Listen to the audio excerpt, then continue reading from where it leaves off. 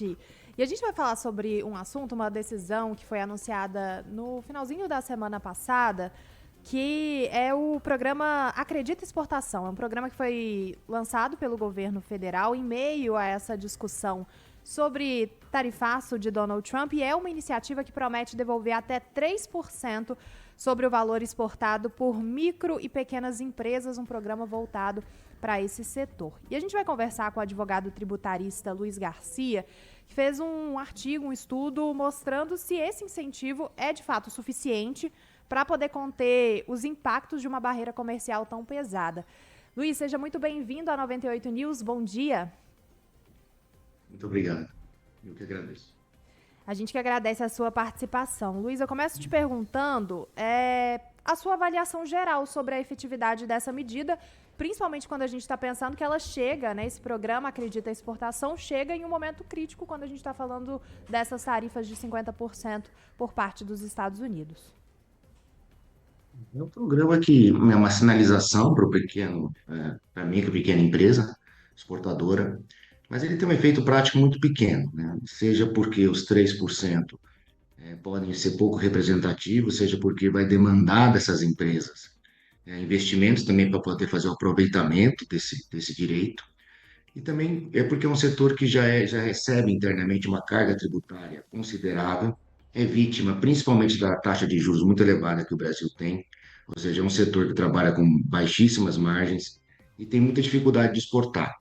Nós temos aí, apesar de cerca de 40% dos exportadores hoje no Brasil serem desse setor, a representatividade em termos de volume é muito pequena, é 1% em termos de valores. Então, isso demonstra a dificuldade que esse setor tem. Normalmente são nichos de mercado, são produtos de valor agregado menor.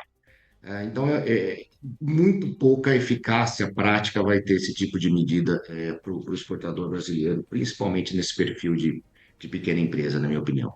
Agora, Luiz, do ponto de vista e eu sempre preciso usar essa palavra porque ela resvala sempre no empresário, no micro e pequeno empresário, então nem se fale. Do ponto de vista de burocracia, ela altera em alguma coisa na sua avaliação esta dificuldade que existe na operação das micro e pequenas empresas? Toda vez que o governo cria um incentivo, principalmente como esse, que prevê tanto a devolução quanto a compensação, o processo de exportação em si não vai ser mais burocrático, mas você vai ter exigências para fazer o aproveitamento desses valores. E essas exigências vão envolver, obviamente, algum tipo de investimento para você fazer a comprovação, a recuperação, o acompanhamento. Então, particularmente para você fazer a recuperação, aumenta um pouco a complexidade, mas e você precisa ter acesso a contadores e a profissionais que vão poder viabilizar esse processo. Então, demanda um certo investimento para você poder também fazer o aproveitamento. Então, toda vez que o governo faz um incentivo, ele também cria condições para que ele seja aproveitado. E isso aumenta um pouco a burocracia, sim. E, Luiz, a gente está falando, bom, quando a medida foi anunciada, ela está prevista para entrar em vigor, o programa Acredita Exportação, amanhã, dia 1º de agosto, justamente para poder coincidir com o início das tarifas que seriam aplicadas pelo Donald Trump. A gente sabe que isso foi adiado até o dia 7 de agosto, mas aí eu queria também uma avaliação sua sobre essas medidas que estão em esferas tão diferentes, acho que a gente pode colocar assim, de impacto, né? De um lado, a gente está falando de uma devolução de 3% para o valor que é exportado por micro e pequenas empresas, e, por um outro lado, a gente tem um tarifaço de 50% em alguns produtos.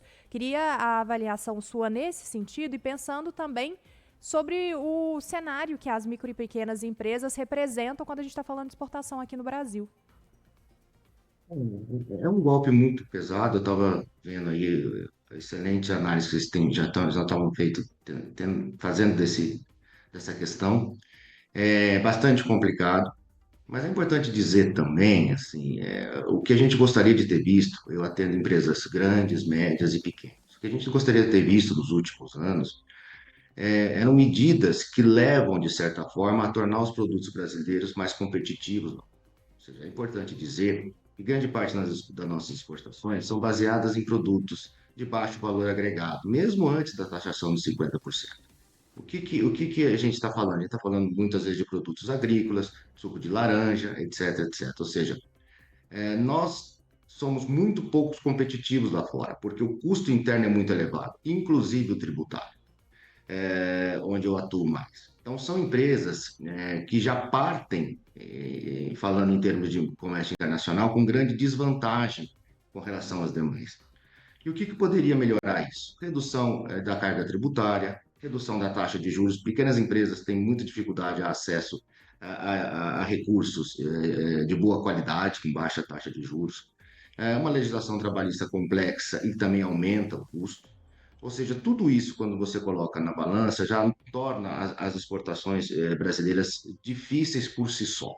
E a gente não viu nenhum movimento no sentido de melhorar isso nos últimos anos, principalmente porque a política fiscal do governo é temerária. Então, ele não permite, essa política fiscal não permite que o setor produtivo brasileiro tenha menores custos. Então, obviamente que se fala muito na questão tarifária do Trump, eu acho que a análise que vocês estão fazendo é perfeita, tá? Obviamente que eles vão sempre privilegiar os interesses deles, como qualquer país. É por isso também que eles colocaram fora da taxação aqueles produtos que teriam mais impacto no mercado interno. E esse tipo de medida, como acredita, ele tem muito mais ele quer passar muito mais uma mensagem de que o governo está fazendo alguma coisa do que realmente um efeito prático. 3% é muito pouco. Talvez empresas que trabalham com uma margem muito limitada possam se aproveitar disso de alguma forma, mas em sentido algum traz mais peso para a importância dos nossos produtos no mercado externo. Nós somos um país que, infelizmente, já taxa tanto as empresas internamente que as condena a estarem em segundo, terceiro, quarto patamar em termos de comércio internacional. Infelizmente, a nossa capacidade competitiva é muito pequena, em que pese todo e qualquer esforço que o empresariado tem feito no sentido de trazer resultados. Infelizmente, hoje a gente vê um cenário em que, pelo menos os clientes que eu atendo, ninguém fala em investimento futuro, ninguém fala em contratações, existe uma preocupação muito grande. Então, a questão do tarifaço do Trump só veio trazer mais aspectos negativos num cenário onde a gente tem praticamente uma tempestade perfeita. Nada hoje leva a um direcionamento de que o Brasil incentiva os seus produtos para exportação e mesmo internamente. Então, assim, é um cenário bastante complicado. E as pequenas empresas são vítimas disso até em maior grau pela dificuldade que tem de captação de recursos. Luiz, perdão, Guilherme. Não, Laura, continue, Não, continue, que depois antes eu quero perguntar sobre reforma tributária. eu ia falar exatamente Ah, sobre isso. Então então a gente tá junto, né? É porque esse programa ele vai valer até 2027, que é quando tá previsto entrar em vigor essa nova contribuição social sobre bens e serviços que está previsto na reforma tributária. Então a gente estava pensando igual. exatamente, Luiz. Eu acho que basicamente é uma tentativa de colher também a sua avaliação sobre reforma tributária. Assim. A vida do advogado tributarista ela vai ficar mais fácil, a do empresário vai ficar mais fácil com o cenário que a gente tem colocado para a reforma tributária quando ela entrar efetivamente em vigor? A ideia fundamental da reforma tributária, que é trazer para dentro do ambiente do ordenamento jurídico brasileiro e tributário a questão do IVA, né, do Imposto sobre Valor Agregado, ela não é ruim, ela é boa porque ela leva uma simplificação, tá? Ou seja, hoje, o principal ponto que o empresariado brasileiro tem, do ponto de vista além da alta carga tributária, é o fato de que ela é extremamente complexa. Essa complexidade nos clientes que a gente atende leva a uma situação, por exemplo, de que grande parte dos clientes que a gente atende pagam mais tributos do que deveriam, porque quando é feita a conta, com muitas transações, com muitos itens, com muitas regulamentações, o empresário, sem perceber, ou o seu contador, faz um cálculo e faz o pagamento a maior, e quando você paga menor, obviamente que vem as autuações, etc, etc, porque a capacidade arrecadatória do Estado brasileiro, em termos de tecnologia, é excelente, tá? Talvez uma das melhores do mundo. Quando você paga maior, quando você paga menor, você tem uma autuação. Quando você paga maior, você tem um silêncio do Estado do outro lado.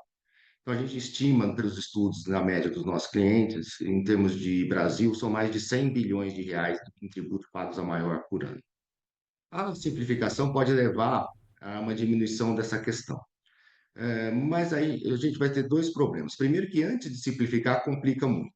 A reforma começa com as alíquotas teste e também algumas obrigações acessórias teste em 2026, e ela tem um período de transição até 2033. Até lá, a gente vai conviver com dois sistemas de tributação distintos e paralelos, o atual e aquele que vai ser aos poucos implementado.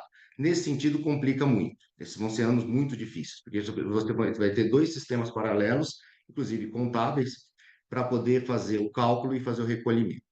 Após 2033, a tendência é você ter um sistema menos complexo, de mais fácil cálculo e, obviamente, com maior facilidade por parte de contadores e de empresas. O problema é que isso não trouxe necessariamente uma redução de carga tributária. Para os senhores terem ideia, nós temos uma previsão que o Brasil vai ter o maior IVA do mundo. Ou seja, a gente implementou o IVA para simplificar, mas não abriu mão da altíssima carga tributária. Um outro problema da reforma tributária é que ela tenta equalizar, de certa forma, é, um sistema que hoje em dia é muito heterogêneo. Só que quando você tenta equalizar aquilo que não é igual, você mantém desigualdades. Ou seja, ela tenta, por exemplo, acabar com a guerra entre os estados, a guerra fiscal entre os estados, porque vai trazer a tributação para destinação dos produtos. Mas, obviamente, você tem toda uma situação de empresas que já estão colocadas em alguns estados porque elas eram beneficiadas e vão deixar de ser. Como que a gente vai tratar isso? Apesar de ser um período de transição, 8 anos do ponto de vista da existência de uma empresa é muito pouco tempo. Você tem determinados setores que hoje são privilegiados em detrimento de outros, por exemplo, o setor de construção civil. Apesar dele ter um redutor de 60% do IVA médio, isso não vai ser suficiente para reduzir o impacto de aumento de tributos nesse setor, que é um setor muito importante. Hoje ele tem uma carga tributária, principalmente nas SPS, que são aquelas, o CNPJ específico para construção, muito baixo, de 4%, e isso deve ultrapassar aí 12, 13, até 15%. Então, para quê? Para que ele tenha uma tributação mais próxima de demais setores, mas ele vai ser muito penalizado. A indústria tende a ser mais beneficiada na ideia geral da reforma, mas alguém tem que pagar o preço de alguém pagar menos. Aí o setor de serviços vai ser muito penalizado. E aí envolve também a pequena empresa. Ou seja, é de uma complexidade muito grande e nenhuma previsão arrecadatória hoje é precisa durante e depois da reforma tributária. Ou seja, mesmo em 2026, a gente pode ter surpresas, porque quando forem identificados os valores que realmente potencialmente vão ser alterados em termos de arrecadação, na minha opinião, de forma alguma, nenhum ente da federação, principalmente o governo federal, vai querer perder a arrecadação, porque ele não tem espaço para isso. Então, a reforma tributária também tem essa complexidade de imprevisibilidade, porque são projeções com as novas alíquotas, mas a gente não se tem certeza. Então, eu sei que eu demorei um pouco para responder a pergunta, mas eu vejo uma simplificação bem no futuro, lá para depois para 2033, mas até lá vai complicar bastante antes de melhorar. Tem problema não, Luiz. Afinal de contas, a reforma tributária também está alongada e a gente precisa entender os impactos também no médio e